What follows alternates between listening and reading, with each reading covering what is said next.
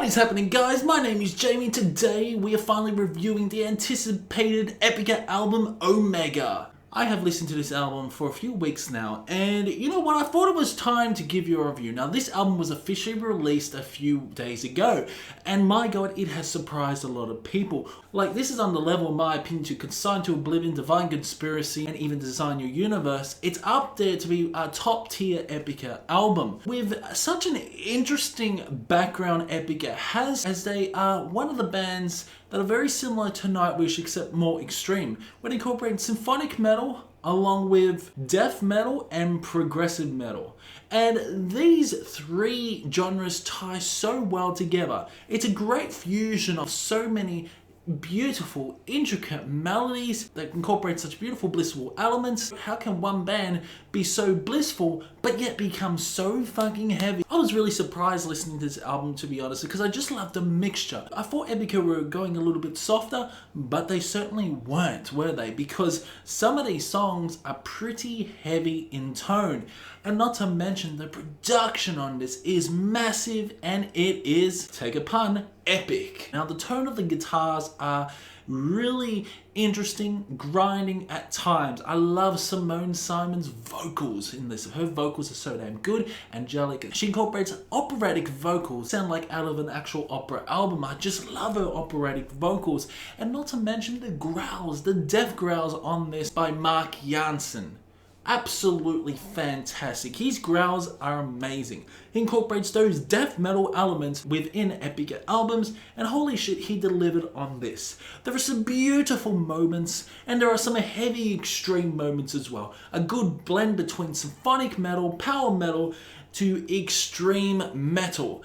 And there is so much to talk to you about Omega. So first of all, the album kicks off with Alpha Interludium. This is an introduction. I just love the build up of the symphonic elements. It's overall pretty epic as well, and you know you're coming in for a hard-hitting, fast, energetic album. Leads on to Abyss of Time, Countdown to Singularity. This was the first single. I decided to not check this out when it was released, and holy shit, I was so damn surprised. When I first heard Abyss of Time, I accidentally heard the ballad version. So I was coming in thinking, whoa, this is a really soft way to begin the album. Not until Steve over here, Quest for Metal, said, it's not a ballad, you fucking retard. It's one of the most heaviest songs on the album. And then he showed me the actual original song, and I said, holy shit, this is amazing. Surge the Demiurge. This is one of the heaviest songs off the album, but they incorporate power metal elements, especially with the guitar riffs, especially in the beginning. And I just love the death growls elongated throughout the song, but Simone Simons comes in with beautiful operatic vocals, and not to mention, that chorus is so damn good. Abyss of Time. But especially that breakdown as Mark incorporates those heavy guitar riffs and those death metal elements.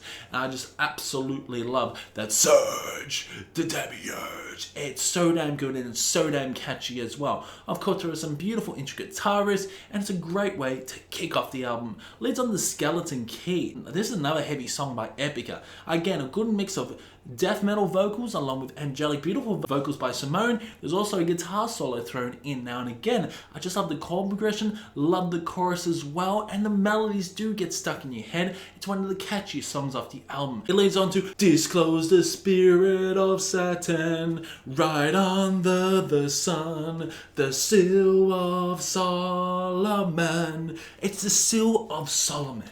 And what can I say? This is definitely one of the most epic songs by Epica of all time, in my opinion. It's epic, it's majestic. I love the beautiful choir in the background, the beautiful chants, the uplifting chants to just escalate the song in the next level. It's so damn good, it really is.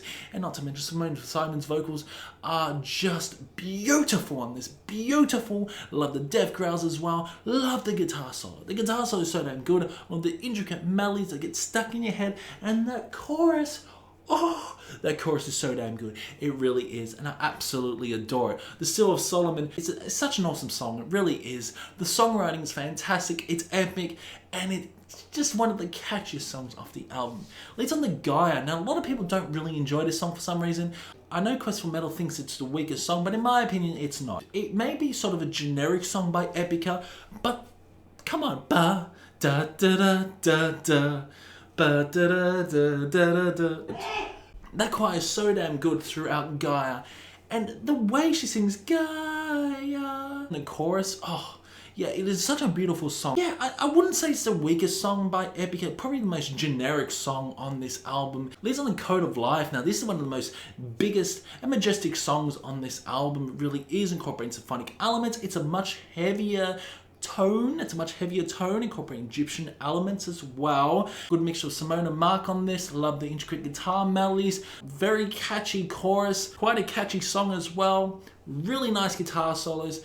Some interesting symphonic elements to escalate the song to the next level. It leads on to choose between hungry wolves. It is freedom, the wolves within. This is another great song by Epica. I wasn't really into this song at first, but as repeated listens, the song just gets so much better. Now, in my opinion, this album does grow on you quite a lot, and it really grows on you for a matter just because of the melodies. Intricate melodies are fantastic. It gets all stuck in your head. But Freedom and the Wolves Within was one of the most, in my opinion, it was their weakest song, but it's become one of my top 3 songs on the album. The beautiful compositions, the choir as well is so damn good. Symphonic elements. It's a very heavy song. It's mostly a very extreme song as well by Epica. I just love the overall drumming. The drumming just intensifies throughout this fucking song. There's just an incredible anthemic theme of the lyrics as well. But then it leads on to one of the best, nearly the best song of the album. It's Kingdom of Heaven Part 3. Kingdom of Heaven Part 3, what a way to close off this trilogy. It's just an absolutely fantastic song. It has so many different elements. It's got some heavy death metal elements, technical death, along with beautiful angelic power metal elements. It's got thrashy, it's got death. It's just love how heavy this song gets. It's the longest song of the album, 13 minutes, but holy shit, it is magnificent. And then it leads on to Rivers, which in my opinion is the weakest song of the album. Now, don't get me wrong, the ballad is beautiful, but I just feel that Rivers is in a position where you have one of the most strongest songs of the album, and then you get Rivers, which in my opinion just sort of lets this album down a bit. Maybe Rivers should have been a little bit lower in the track list, because the album was going so damn well until Rivers popped. It's a beautiful song, it really is. It's a power ballad. There are just so many good moments on this. I love the music writing, I love the energy, I love the emotion, but I just feel that that Rivers was in the wrong position on this album. Leads on to Synergized Manic Manifest, which in my opinion it's an okay song. It's an okay song by Epica. It's similar to Gaia, except I feel that maybe this song is just slightly a little bit stronger. There's a lot of interesting melodies and some electronic elements as well that incorporate throughout this song. A big symphonic build-up, but yeah, it's an okay song. Twilight Reveries next.